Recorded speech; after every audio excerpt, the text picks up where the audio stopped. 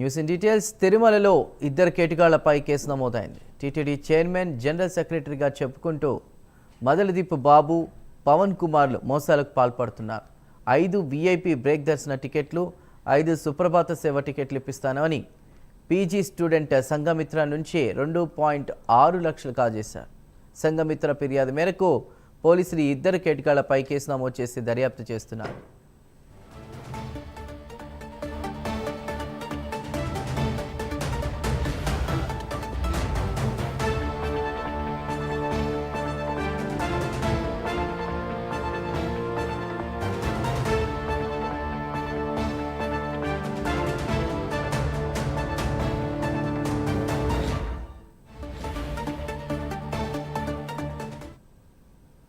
రైట్గా TTD టికెట్లు ఇప్పిస్తామంటూ మోసానికి పాల్పడిన ఘటనకు సంబంధించి మరింత సమాచారాన్ని మా ప్రతినిధి సునీల్ అందిస్తారు.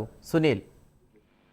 రైట్ చందు, మొత్తం మీద ఏదైతే తిరుమల శ్రీవారి దర్శనాలు కేటాయిస్తామంటూ మరోవైపు టీటీడీ చైర్మన్ కి సంబంధించినటువంటి జనరల్ సెక్రటరీ అని చెప్పి, పిఆర్ఓ అని చెప్పి గత 3 నెలల నుంచి చూసుకున్నట్లయితే భారీగా దళారులు పుట్టుకొస్తున్న పరిస్థితి కనపడుతోంది. ప్రధానంగా చూస్తున్నట్లయితే టీటీడీ చైర్మన్ చాలా బాగా తెలుసు. ఆయన మాకు మంచి దర్శనాలు ఇప్పిస్తారు, అలా దర్శనాలు చేయిస్తామని చెప్పేసి చాలా మంది భక్తుల్ని మోసం చేస్తున్నటువంటి ఘటనలు ఇప్పటికే సుమారు 8 సంబంధించినటువంటి కేసులు నమోదైన పరిస్థితి ఉంది. ముఖ్యంగా కొంతమంది టీటీడీ చైర్మన్ పిఆర్ఓ అని చెప్పి వాట్సాప్ స్టేటస్లు పెట్టుకొని కొన్ని ఏదైతే అంటే వాట్సాప్ కు సంబంధించినటువంటి క్రియేట్ చేసి మరోవైపు ఈ సేవలు మా దగ్గర ఉన్నాయి, మేము చేయిస్తాము అని చెప్పేసి చాలా మందికి అని మోసం చేసిన పరిస్థితి.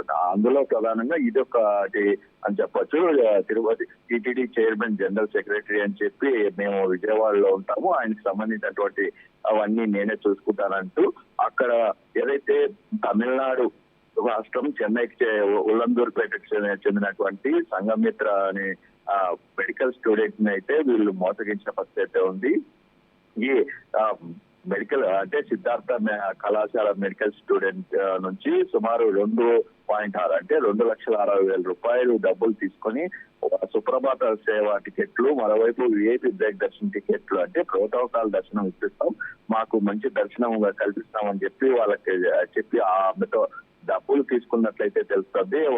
వారిపై ఇప్పటికే తిరుమల టౌన్ పోలీస్ స్టేషన్ లో వారిపై ఎఫ్ఐఆర్ నమోదు చేశారు. మరోవైపు వాళ్ళు ఇంతకుముందు ఈ ఒక్కటేనా ఎంతమందిని మోసం చేశారు, ఇలా ఎంత డబ్బు వసూలు చేశారనే దాని మీద కూడా వాళ్ళు విచారిస్తున్న పరిస్థితి ఉంది. ఎందుకంటే తరచు సుమారు గత 3 నెలల నుంచి చూసుకున్నట్టయితే రోజు ఏదో ఒకటి బయటపడుతున్న పరిస్థితి ఉంది. ముఖ్యంగా శ్రీవారి దర్శనానికి సంబంధించి కావచ్చు, శ్రీవారి సేవా టికెట్లకి సంబంధించి ప్రధానంగా కొంతమంది పిఆర్ఓలు అని చెప్పుకొని భారీగా డబ్బులు వసూలు చేశారు. గతంలో ఒక కర్ణాటక చెందినటువంటి భక్తుల నుంచి సుమారు 3 కోట్ల దాకా ఒక కేటుగాడు వసూలు చేశారని చెప్పేసి ఇప్పటికే వచ్చిన పరిస్థితి ఉంది. అతని గురించి ఇంకా పూర్తిగా పోలీసులు కావచ్చు, టీటీడీ పూర్తిగా బయట పెట్టిన పరిస్థితి ఉంది. ఎందుకంటే అతను ఎంతమందిని మోసం చేశారనే దాన్ని కూడా ఇంకా విచారిస్తున్న పరిస్థితి ఉంది.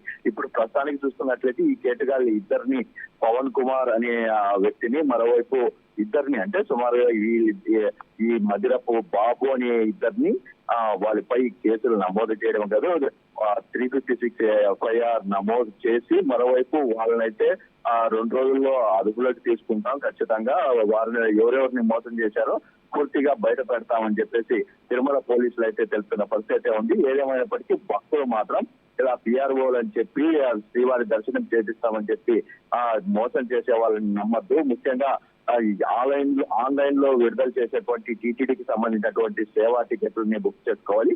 దయచేసి దళారులను నమ్మి మోసపోవద్దని చెప్పేసి టీటీడీ అయితే తెలుపుతోంది. Chandru. Right Sunil, thank you.